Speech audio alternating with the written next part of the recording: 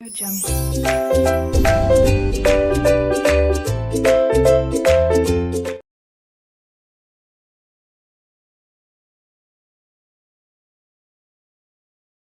علیکم 3 کلاس، کیسے ہیں آپ سب؟ امید کرتی ہوں آپ سب خیریت سے ہوں گے۔ جی بیٹا، جو آج ہمارا اردو اے کا کام ہے اس کی ڈائری دیکھ لیں۔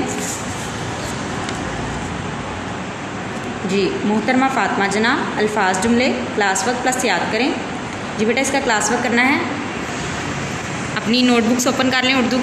جی سب سے پہلے ہم ہیڈر فل کریں گے، ڈیٹ لگائیں 11 مئی 2021 عیسوی، ڈے پہ ٹک کریں، کلاس ورک پہ ٹک کریں، یونٹ پہ لکھے دوئم، موضوع پہ لکھے محترمہ فاطمہ جناح، ایک لائن چھوڑ کے سیکنڈ لائن کے سینٹر میں آپ نے لکھنا ہے جملے بنائیں۔